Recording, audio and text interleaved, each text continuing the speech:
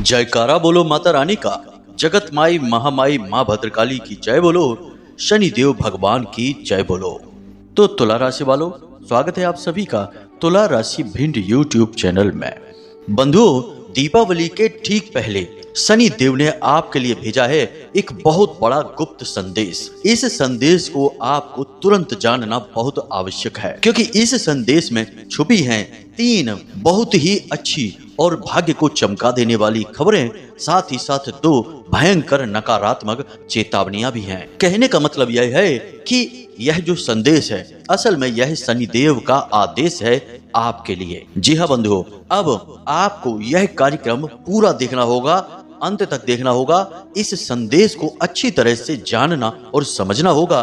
साथ ही साथ एक बेहद जरूरी और शक्तिशाली उपाय भी हम आपको बताएंगे, जिसे भी आपको अवश्य ही करना होगा, जिससे आपके जीवन में न केवल दीपावली बल्कि दीपावली के बाद किसी भी प्रकार की बाधा या परेशानी ना रहे। यदि आपने आज इस संदेश को नहीं देखा तो हम आपको पूरे विश्वास के साथ कहते हैं कि आपकी यह एक बहुत बड़ी और भयंकर भूल होगी, और इस भूल की कीमत आपको 100% चुकानी ही पड़ेगी। भयंकर क्लेश, लड़ाई झगड़े, बीमारी, दुर्घटना और व्यापार में घाटा और कर्जा, हर तरफ से विपत्तियां और आपत्तियां आपके ऊपर टूट पड़ेंगी। जी हाँ बंधुओं, लेकिन यदि आप इस कार्यक्रम को देख लेते हैं और शनिदेव के द्वारा दी जा रही चेतावनी और इन संदेशों को अच्छी तरह से समझ लेते हैं, तो आप आने वाली इन हर एक मुसीबत और परेशानियों को तो टाल ही पाएंगे। साथ ही साथ शनिदेव का पूर्ण आशीर्वाद और कृपा भी आपको प्राप्त होगी, जो कि आपके सौभाग्य के निर्माण के लिए अत्यंत आवश्यक है। बंधुओं, यह वीडियो कार्यक्रम असल में कोई साधारण कार्यक्रम नहीं है। यह एक संजीवनी बूटी है जो आपके जीवन के हर एक कष्ट को कुछ यूं समाप्त करेगी, जैसे कि हनुमान जी द्वारा लाई गई संजीवनी बूटी ने भैया लक्ष्मण की मूर्छा को समाप्त किया था और उनके प्राणों की रक्षा की थी। ठीक यही कार्य आज का यह ज्योतिष कार्यक्रम आपके लिए करने वाला है। आपके जीवन की जितनी भी मूर्छाएं हैं, यानी कि कष्ट और परेशानियां, अड़चने, रुकावटें, नकारात्मक ऊर्जाएं हैं, उन सब को समाप्त करके खुशियां ही खुशियां आपके जीवन में भर देगा। तो इस सर्वोत्तम मार्गदर्शन को आज आपको अवश्य ग्रहण करना है, ताकि आपकी दीपावली भी शुभ और पवित्र रहे और आपके लिए जबरदस्त फलदायक रहे। साथ ही साथ आने वाला जीवन भी आपका सुंदर बन सके। तो बस आप इस कार्यक्रम में अंत तक रहेंगे, ऐसी हम आपसे उम्मीद करते हैं, क्योंकि हमने सचमुच में इस कार्यक्रम को बनाने में बहुत मेहनत की है, और हमारी मेहनत ही तब सफल होगी जब आप इस कार्यक्रम को अंत तक देखेंगे, इस कार्यक्रम में बताई गई बातों को अपने जीवन में उतारेंगे और अपने जीवन में खुशियों को स्वयं लेकर आएंगे शनिदेव महाराज की कृपा से। तो चलिए बंधुओं, कार्यक्रम की शुरुआत करते हैं। लेकिन इससे पहले हम चाहेंगे कि आप माता रानी को आभार अवश्य व्यक्त करें। तो कमेंट बॉक्स में पूरे भक्ति भाव के साथ लिख डालें, जय माँ भद्रकाली कृपा करो। साथ ही साथ जय शनिदेव कृपा करो अवश्य लिखना। माता भद्रकाली और भगवान शनिदेव की आपको पूर्ण कृपा और आशीर्वाद प्राप्त होगा। इसी के साथ साथ बंधुओं, यदि आप इस चैनल कार्यक्रम पर पहली बार आए हैं तो आप इस चैनल को सब्सक्राइब अवश्य कर लें। बगल में जो सब्सक्राइब का बटन है उसे अभी इसी वक्त दबा दें। ऐसा करते ही आप न केवल हमारे बल्कि माता रानी के दिव्य परिवार के सदस्य बन जाएंगे और दिव्य धाम से जुड़ जाएंगे। इसके बाद माता रानी की पूर्ण कृपा और आशीर्वाद आपको अपने आप ही प्राप्त होने शुरू हो जाएंगे। तो चलिए बंधुओं, जल्दी से चैनल को सब्सक्राइब करिए और प्रेम से बोलिए जय माई की, जय मां भद्रकाली। कार्यक्रम की शुरुआत करते हैं। बंधुओं, याद रखिए कि शनिदेव कर्म के देवता हैं, इस कलयुग के भगवान हैं, और हर एक व्यक्ति के जीवन पर, आपके जीवन पर भी उनकी पूरी नजर रहती है, और हर एक कर्म के फल देने के लिए शनिदेव हमेशा तैयार रहते हैं, और यह उन्हीं का नियंत्रण क्षेत्र है। अब ऐसे में जाने अनजाने में भी यदि आप किसी प्रकार की भूल कर बैठेंगे तो उसका भी दंड आपको निश्चित तौर पर मिलेगा ही मिलेगा। अब ऐसे में दीपावली जैसे पवित्र पर्व पर, एक ऐसे शुभ अवसर पर जब स्वयं माता लक्ष्मी और भगवान गणेश की पवित्र ऊर्जाओं का अवतरण होता है हर एक इंसान के जीवन में, घर में और इस मृत्यु लोक में, ऐसे में यदि आप कोई भूल करेंगे तो यह आपके लिए बहुत खतरनाक होने वाली है। तो अब ध्यान से सुनिए कि शनिदेव का आपके लिए क्या महत्वपूर्ण संदेश है और इसमें शनिदेव ने आपको जो चेतावनियां दी हैं वे कौन सी हैं। सबसे पहले आपको हम बताते हैं कुछ छोटी छोटी लेकिन बेहद ही महत्वपूर्ण बातों के बारे में, जिन्हें शायद आप भी जाने में या अनजाने में अनदेखी करते रहते हैं। तो ध्यान से सुनिए, इस पूरे पर्व के दौरान आपको कुछ ऐसे कार्य हैं जिन्हें भूल कर भी नहीं करना है, वरना आप बहुत मुसीबतों में फंसेंगे। सबसे पहला कार्य है कि आपको किसी पर भी क्रोध नहीं दिखाना है। जी हाँ बंधुओं, हम जानते हैं कि आपके जीवन में परिस्थितियां ही कुछ इस प्रकार की बनी हुई हैं कि आपको क्रोध आ जाता है। कई बार परिस्थितियां ऐसी बन जाती हैं आपके जीवन में कि चीजें आपके नियंत्रण से बाहर हो जाती हैं। आप करना कुछ चाहते हैं, होता कुछ और है। आप कहते कुछ और हैं और लोग उसका मतलब कुछ और निकाल लेते हैं। आपकी बातों का, आपकी मेहनत का और आपके कार्यों का किसी पर भी कोई प्रभाव ही नहीं पड़ता है। और जब जरूरत से ज्यादा लोग आपकी अनदेखी करते हैं तो आपको क्रोध आ जाता है, और फिर क्रोध आते ही आप सब कुछ भूल जाते हैं। यह आपकी एक बहुत बड़ी कमी है। गुस्सा आपकी कमजोरी है और आप गुस्से में कभी कभी अपने नियंत्रण से बाहर हो जाते हैं। कुछ ऐसी बातें बोल देते हैं जो सामने वाले को बहुत अधिक चुभ जाती हैं। कभी कभी तो आप तोड़ फोड़ भी कर बैठते हैं। जी हाँ बंधुओं, तो ऐसा आपको नहीं करना है। बेशक परिस्थितियां चाहे जैसी भी बन रही हों, आपको बड़ी समझदारी से काम लेना है। गुस्सा किसी से भी नहीं करना है, और यदि कार्यस्थल पर या किसी और परिस्थिति के बस आपको गुस्सा आता भी है तो आप बड़ी समझदारी से काम लेते हुए या तो उस जगह को छोड़ देंगे या फिर उन बातों को ही छोड़ देंगे जिन बातों से गुस्सा उत्पन्न हो रहा है। यानी कि इस विशेष समय और काल में आपकी मानसिक मजबूती की बहुत बड़ी परीक्षा होगी। ऐसी परिस्थितियां बनेंगी, ऐसी बातें लोग करेंगे कि आपको क्रोध आएगा, तो आपको अपना नियंत्रण बनाकर रखना है। क्रोध यदि आप करेंगे तो दो बातें होंगी। पहला कि आपके व्यवहार से लोग दुखी होंगे और आपके प्रति उनका नजरिया और रवैया दोनों ठीक नहीं होंगे, जिससे आपका मन खराब हो जाएगा और आप इस शुभ घड़ी में भी आनंद की अनुभूति नहीं कर पाएंगे। दूसरा कि क्रोध दुनिया में एक ऐसी नकारात्मक ऊर्जा है जो अन्य सभी प्रकार की नकारात्मक ऊर्जाओं को अपनी ओर आकर्षित करती है। इसलिए आपको क्रोध नहीं करना है, वरना आप स्वयं ही अपने जीवन में भयंकर नकारात्मक ऊर्जाओं को आकर्षित करने लगेंगे। जरा आप हमारे जो भगवान हैं उनकी तस्वीरों को देखिए, आपको कैसा लगेगा कि हल्का सा मुस्कुरा रही हैं, प्रेम पूर्वक हमारी ओर देख रहे हैं। कभी कोई ऐसे भगवान आपने देखे हैं जो क्रोध से आंखें लाल करके किसी को देख रहे हो? नहीं, भगवान प्रेम के साथ रहते हैं, क्रोध से दूर रहते हैं। और इसका कारण क्या है कि भगवान की ऊर्जा शुद्ध सकारात्मक ऊर्जा है जो क्रोध से रहित होती है। लेकिन ठीक इसके विपरीत राक्षसों की तस्वीरों को देखिए, रावण की, कुंभकर्ण की और मेघनाद की, या अन्य जो दैत्य हैं, राक्षस हैं, उनकी तस्वीरों को देखो तो आपको ऐसा ही लगेगा कि जैसे वे बड़े भारी क्रोध से भरे हुए हैं। और क्रोध से वो भरे इसलिए रहते हैं क्योंकि वे नकारात्मक ऊर्जाओं के सूचक हैं। तो क्रोध नकारात्मक ऊर्जा का प्रतीक होता है। जब आपके पास क्रोध है तो फिर किसी और नकारात्मक ऊर्जा की जरूरत ही नहीं है, आप स्वयं ही अपना विनाश करते चले जाएंगे। तो पहली चीज, आपको किसी के साथ भी क्रोध नहीं करना है। दूसरा कि पूरे पर्व के दौरान किसी के साथ कोई नाइंसाफी, कोई दुर्व्यवहार, ब्याज का व्यापार, कमीशन खोरी और किसी का भी हिस्सा, किसी का भी भाग आपको नहीं हड़पना है। जी हाँ बंधुओं, हम बहुत कम शब्दों में बड़ी बातें आपसे कह रहे हैं, समझने की कोशिश करना। आप यदि अनजाने में भी इन कार्यों को कर डालेंगे तो आपके हिस्से का भी जो है वह आपको नहीं मिल पाएगा। फिर आप बस सोचते रह जाना कि ऐसी कौन सी हमसे भूल हो गई। असल में इंसान एक ऐसा विचित्र जीव है जो दूसरों की तो छोटी से छोटी गलतियों को भी पकड़ लेता है, लेकिन अपनी महान से महान, बड़ी से बड़ी भूलों को भी तुरंत अनदेखी कर देता है। यह विचित्र स्वभाव ही इंसान की बड़ी बड़ी परेशानियों का कारण बनता है। तो आपको नहीं ऐसा करना है। तीसरा कि आपके दरवाजे पर यदि कोई जानवर आता है या कोई भिखारी आता है या कोई महिला मांगने वाली भिखारिन आती है, आपको उन्हें पूर्ण रूप से संतुष्ट करके भेजना है। किसी भी जानवर के साथ मारपीट नहीं करनी है, जीव हिंसा नहीं करनी है, और दरवाजे पर कोई भी आ जाए उसे खाली हाथ नहीं लौटाना है। याद रखना कि दिव्य शक्तियां जब किसी के जीवन में आना चाहती हैं, शुभ घड़ियां उसके जीवन में लाना चाहती हैं, तो वे अनेकों नेक रूप से उसकी परीक्षाएं भी लेती हैं। क्योंकि किसी को कुछ भी बड़ा और जिम्मेदारी पूर्ण देने से पहले उसकी पात्रता देखनी पड़ती है कि वह इसके काबिल भी है या नहीं।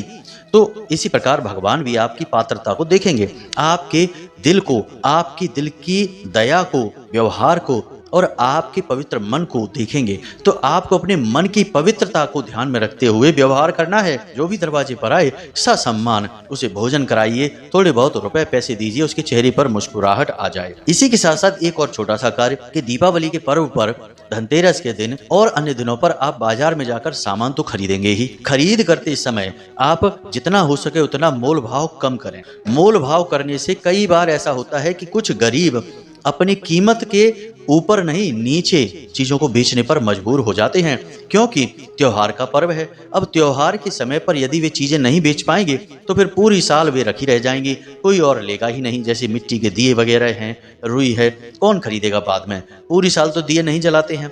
तो पटाखे हैं और जो रुई हैं और जो दीपक हैं, तमाम सारी चीजें हैं, तो इनको बस उसी समय पर उन्हें बेचना होता है। तो बेचारों की जब बिक्री अच्छी नहीं होती है तो कभी कभी सस्ता करके भी बेच देते हैं, घाटे का सौदा भी कर लेते हैं। तो क्या फर्क पड़ जाएगा कि आपसे कोई 100-200 रुपए ज्यादा ले लेगा, 10-20-50 रुपए ज्यादा ले लेगा। यदि ले लेगा तो उसे ऐसा लगेगा कि जैसे उसका बाजार में बैठना सफल हो गया, 2 रोटी प्रेम की उसे भी मिल जाएगी और उसका परिवार भी मुस्कुराएगा, हंसेगा। और इसका कारण क्या होगा? आपके द्वारा दिया गया वह छोटा सा धन। यह असल में परोक्ष दान है। जी हाँ बंधुओं, तो आपको यह अवश्य करना चाहिए। कुछ लोग तो हमने ऐसे देखे हैं जो इतना मोल भाव करते हैं कि बेचारे का चेहरा ही मुरझा जाता है। साफ साफ लगता है कि बेचारे ने घाटे में चीजें दी हैं, लेकिन क्या करे, उसे तो बेचना ही है। और जो उससे मोल भाव करके लाते हैं वे बड़ी लंबी सी मुस्कुराहट लेकर चले आते हैं, जैसे कि बड़ी विजय मुस्कान लेकर आए हैं। किसी गरीब आदमी का शोषण करके आ गए हो, कोई बहुत बड़ा काम नहीं किया है। शनिदेव अब आपको खुशियां कैसे देंगे? हिसाब किताब तो करेंगे ही, क्योंकि उस गरीब आदमी का मालिक, उसके अधिपति शनिदेव हैं। आप ये बात याद रखिए। फिर कहिए कि पता नहीं कहां से इतना घाटा हो गया, घर में बीमारियां आ गई और हजारों रुपए का नुकसान हो गया। तो ऐसा तभी होता है जब आप किसी का शोषण कर लेते हैं। तो आपको यह नहीं करना है। आप जानते हैं कि कोई आपसे 10, 20, 50 रुपए ज्यादा ले रहा है, कीमत भी आपको थोड़ी बढ़कर बता रहा है, ले लेने दो, कोई दिक्कत नहीं है। उसके घर में खुशियां आएंगी, वह मुस्कुराएगा और शनिदेव आपके ऊपर मुस्कुराएंगे।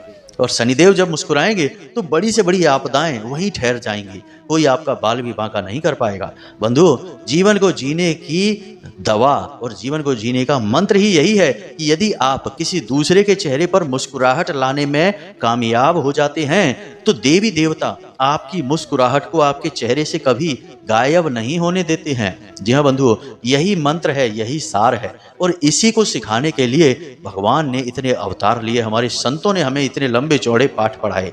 आपको बस यह छोटा सा सार समझ लेना है। थोड़ी सी ठगी आपके साथ हो रही है, 10, 20, 50 रुपए की कोई गरीब आदमी आपसे कमाने की कोशिश कर रहा है, उसे कमा लेने दो, जाने दो। आप समझ लेना दान हो गया है। बंधुओं, यकीन मानिए कि आप यदि इन बातों को मानकर चलेंगे तो इस दीपावली के बाद आपके जीवन में जो होगा उसे देखकर आप खुद भी चौंक जाएंगे। माता लक्ष्मी और भगवान गणेश आपके घर में हमेशा के लिए विराजमान हो जाएंगे और हर एक बड़ी से बड़ी मुसीबत अपने आप पीछे हट जाएगी। हम वादा करते हैं आपको। इसी के साथ साथ बंधुओं, कुछ और जरूरी बातें हैं, जैसे कि नकारात्मक लोगों से दूर रहना, यानी जो दूसरों को ठगने की, जीव हिंसा करने की, दूसरों की चुगली, बुराइयां और दूसरों को सताने की बातें करते हैं और उसमें आनंद लेते हैं, ऐसे लोगों से आपको कोसों दूर रहना है। इन लोगों की छाया भी आपके जीवन पर नहीं पड़नी चाहिए। ये असल में राक्षस योनि के लोग होते हैं जो केवल और केवल दूसरों का शोषण करके जीने वाले होते हैं। आपको इनसे दूर रहना है। इसी के साथ साथ बंधुओं, कुछ बहुत जरूरी बातें हैं। आपके घर में यदि कुछ चीजें पड़ी हुई हैं जो कि नकारात्मकता की सूचक हैं, उन्हें घर से तुरंत हटा दीजिए। जी हाँ बंधुओं, पहले आपके घर में जो कबाड़ का सामान है, जंग लगा सामान है, टूटी घड़ी है, पुराना कैलेंडर है, टूटे फटे फर्नीचर हैं और साथ ही साथ ऐसे कपड़े जो फट चुके हैं, जिनमें छेद हो चुके हैं, उन्हें भी अपने घर में आपको नहीं रखना है। इससे आपका राहु, शनि और केतु तीनों ग्रह खराब हो जाते हैं।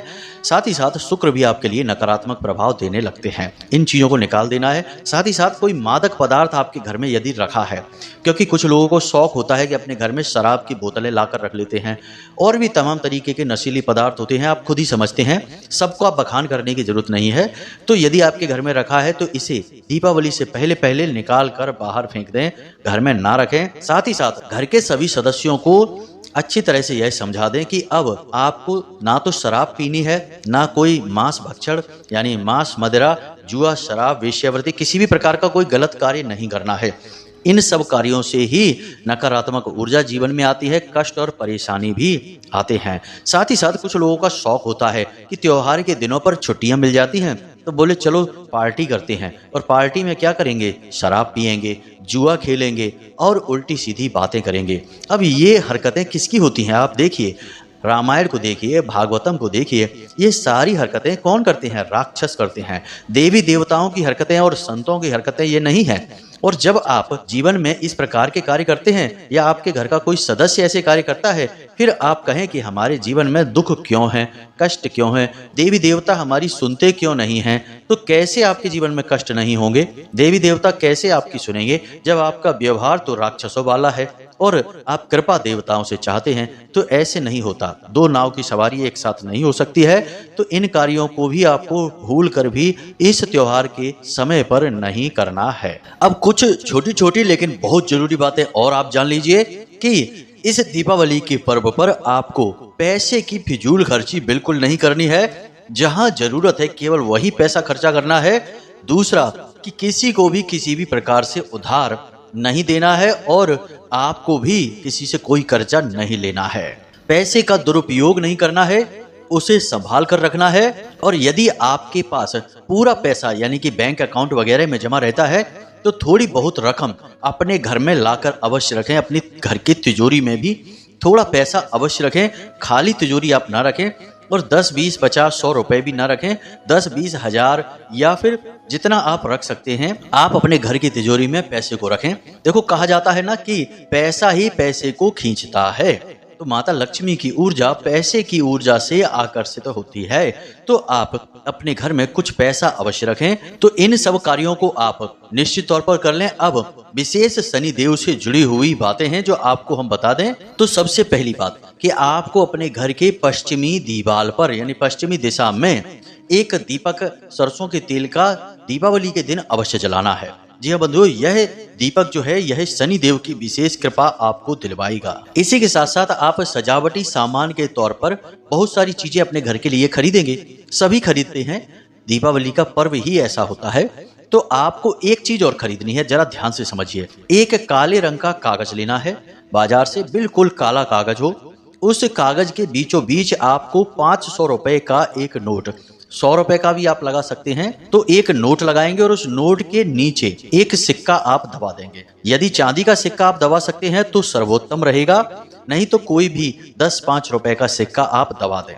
यानी कि उस कागज के ठीक बीचों बीच एक सिक्का रखें, उसके ऊपर गोंद लगाकर एक 100 रुपए का या 500 रुपए का नोट फैला कर रख दें। अब उस कागज को चौकोर काट लें और उसे दुकान पर जाकर फोटो फ्रेम करवा लें। जी हाँ बंधुओं, फ्रेम कराते समय याद रखें कि उसकी जो बॉर्डर है वह लकड़ी का होना चाहिए, धातु का या प्लास्टिक का नहीं। जी हाँ बंधुओं, जब आप इसे करवा लें तो इसे आप अपने घर के पश्चिमी दीवार पर, पश्चिम दिशा में जो दीवार पड़ती है उस दीवार पर आप अपने सिर से थोड़ा ऊपर लगा दें। कोई पिन वगैरह लगाकर उस पर इसे तस्वीर के रूप में टांग दें। यह आपके लिए पैसे को खींचने की मशीन का कार्य करेगा, चुंबक की तरह पैसे को आपकी ओर आकर्षित करेगा।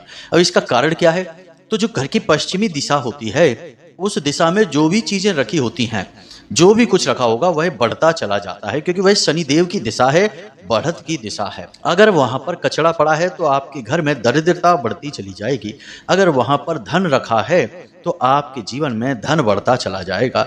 यदि परिवार की संपूर्ण लोगों की एक साथ मिलकर हंसती मुस्कुराती एक तस्वीर रखी है तो परिवार के सभी लोगों में आपसी प्रेम बढ़ता चला जाएगा।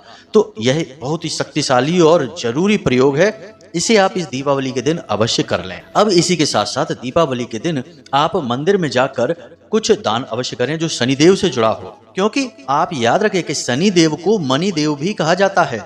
शनिदेव प्रसन्न है तो पैसा ही पैसा है, शनिदेव नाराज हुए तो सबसे पहले जो आपसे छिनेगा वह आपका पैसा ही है। तो आप शनिदेव को प्रसन्न करने के लिए भी कुछ जरूरी कार्य अवश्य करें। तो आपको क्या करना है कि एक काले रंग का कपड़ा लेना है, कोरा कपड़ा लेना है बाजार से खरीद कर, और उस कपड़े में आपको 8 मुट्ठी उड़द की दाल रखनी है। जी हाँ बंधुओं, 8 मुट्ठी उड़द की दाल रखनी है और एक लोहे का छल्ला उसमें रख देना है। साथ ही साथ एक छोटी सी शीशी में सरसों का तेल भी आपको रखना है और उसे भी आपको उसी पोटली में रख देना है और उसे एक बड़ी सी पोटली का आकार दे देना है। काले रंग के धागे से लपेट कर उसे पोटली का आकार देंगे और उसके बाद शाम के समय यानी सूर्यास्त होने के बाद आप जाकर या तो हनुमान जी के मंदिर में या शंकर जी के मंदिर में, भोले बाबा के मंदिर में या शनिदेव का मंदिर ही यदि आपके आसपास है तो वहां जाकर इसे दान कराएं। बशर्ते ध्यान रखना कि शनिदेव के मंदिर में शनिदेव की मूर्ति स्वरूप ना हो, शिला स्वरूप हो। यदि मूर्ति स्वरूप है तो आप उस मंदिर में ना जाएं तो ही आपकी भलाई है, क्योंकि इससे आपकी हानि हो जाएगी। शनिदेव की दृष्टि बकरी होती है, आपके ऊपर उनकी दृष्टि पड़ेगी तो ना चाहते हुए भी शनिदेव की पीड़ाएं आपको झेलनी होंगी। जी हाँ, याद रखना। तो शनिदेव का शिला स्वरूप है मंदिर में, तब तो आप हंसते हुए जाइए और दान कराइए, वरना आप भोले बाबा के मंदिर में या हनुमान जी के मंदिर में जाकर इस दान को कर आइए। जब आप इस दान को कर रहे हो तो आप पुजारी जी से, जिन्हें आप दे रहे हैं यह सामान, मंदिर के प्रशासन के जो लोग हैं उन्हें आप दे रहे हैं, तो आप उन्हें यह बता अवश्य दें कि इसके अंदर आपने एक लोहे की कील रखी है तो जरा उसे देख लेना। साथ ही साथ यदि छल्ला रखा है आपने तो बता देना कि हमने लोहे का एक छल्ला रखा है, या फिर जो तेल की शीशी आप रखेंगे उसके बारे में भी बता देना कि हमने इसमें ये चीज़ें रखी हैं और यह हमारा शनिदेव के लिए दान है और इस दान को आप अवश्य कर देना। यह आपके लिए रामबाण औषधि का कार्य करेगा। वैसे तो दीपावली के दिन लोग तरह तरह से पूजा पाठ विधि विधान के साथ करते हैं, नियम संयम के साथ करते हैं, लेकिन आपको शनिदेव का ख्याल रखना होगा, क्योंकि इस दिन लोग शनिदेव के बारे में सोचना तक भूल जाते हैं। जी हाँ बंधुओं, एक छोटी सी बात और है कि जब आप लक्ष्मी पूजन करेंगे रात्रि के समय तो आप देवी देवताओं की पूजा पाठ तो करते ही हैं, लक्ष्मी माता की भी पूरे विधि विधान से पूजा पाठ करेंगे, लेकिन पूजा करने से पहले आपको अपने कुल देवी या देवता का आवाहन भी अवश्य करना है। जी हाँ बंधुओं, जो पूजा कर रहे होंगे व्यक्ति, उनसे कहना कि आंखें बंद करके मन में प्रार्थना कीजिए कि हे कुल देवी, हे कुल देवता, आप जो भी हैं, यदि आप उनके बारे में जानते हैं तब तो उनका नाम लेकर आवाहन करिए, और यदि नहीं जानते तो ऐसा बोलना है कि आप जो भी हैं हम आपके बारे में नहीं जानते हैं, फिर भी हम पूरे प्रेम और सम्मान के साथ आपका आवाहन करते हैं। आप आइए और हमारी इस पूजा में शामिल होइए और इस पूजा को सफल बनाइए। साथ ही साथ आपको अपने पितृ देवताओं का भी आह्वान करना है। हे पितृ देवता, आप जहां भी हैं हमारे पास आइए, हमारे साथ विराजिए और हमारी इस पूजा में शामिल होइए और हमें जीवन में खुशियों का आशीर्वाद दीजिए। इस तरीके से उनका भी आह्वान करना है, तब आपको पूजा प्रारंभ करनी है। ये बहुत जरूरी विधियां होती हैं, इन विधियों को लोग ढंग से पालन नहीं करते हैं, बस यूं ही माता लक्ष्मी की आरती गाई और इधर उधर से चीजें यहाँ वहां रखकर चढ़ा दी भगवान को, सोचते हैं बस माता रानी की कृपा मिल गई। याद रखना कि किसी भी देवी देवता की कृपा आपको इस तरह प्राप्त नहीं होती, जब तक आप समग्र दिव्य शक्तियों को सम्मिलित नहीं करते हैं तब तक आपको किसी देवी या देवता की कृपा प्राप्त नहीं होती है। यह एक विशेष विधान है। आप देखिए कि हमारे देश में किसी भी देवी देवता की पूजा हो, हिंदू धर्म में एकमात्र देवता की पूजा नहीं होती है, उनके साथ कोई अन्य देवी अन्य देवता अवश्य होते ही होते हैं। जैसे प्रभु श्री राम के साथ में हनुमान जी होते हैं, कृष्ण भगवान के साथ में राधे जी होती हैं, प्रभु हनुमान जी के साथ में राम दरबार होता है, भोले बाबा के साथ तो पूरा शिव परिवार होता है जिसमें कि भगवान गणेश जी भी हैं, शक्ति माता यानी कि देवी के संपूर्ण स्वरूप होते हैं, चाहे देवी तारा हो, बगलामुखी, छिन्नमस्ता या फिर बगलामुखी हो, कोई भी हो। तो यहाँ से आप समझिए कि आप संपूर्ण देवी देवताओं का आवाहन करेंगे और उन विधि विधान से पूजन करेंगे तो ही आपकी पूजा सफल होगी। इन सारे नियमों को आप मानिए तो आपको न केवल माता की कृपा, धन संपत्ति, वैभव, सुख प्राप्त होगा, बल्कि भगवान शनिदेव की भी आपको कृपा प्राप्त होगी, जिनकी कृपा आपके लिए बेहद आवश्यक है। बिना इनकी कृपा के आपके जीवन में खुशियां आ पाना संभव ही नहीं है, क्योंकि इस कलयुग के भगवान और जो सभी इंसानों की, मानवों के भाग्य के और कर्म के निर्माता हैं, वे शनिदेव ही हैं। तो उम्मीद है कि यहाँ तक जो बातें हमने आपको बताई हैं आपको अच्छी तरह से समझ में आ गई हैं। अब इन बातों का आप प्रयोग करके अपनी दीपावली को निश्चित सफल बनाएंगे और सुखी जीवन व्यतीत करेंगे। अब यदि कोई प्रश्न आपके मन में उठे तो आप कमेंट करके पूछ लें या फिर व्हाट्सएप नंबर पर मैसेज करके भी पूछ सकते हैं। इसी के साथ साथ आज के इस कार्यक्रम को विराम देते हैं। हमेशा हंसते रहिए, मुस्कुराते रहिए, सकारात्मक रहिए और दिन में एक बार मंदिर अवश्य हो आइए, क्योंकि आपका उद्धार तो वहीं से होना है। प्रेम से बोलिए जय माई की, जय मां बगलामुखी, जय शनिदेव। माता रानी और भगवान शनिदेव आपके ऊपर पूरी कृपा करेंगे, हमें पूर्ण विश्वास है। मिलते हैं अगले ज्ञानवर्धक कार्यक्रम में, तब तक के लिए धन्यवाद। जय माई की।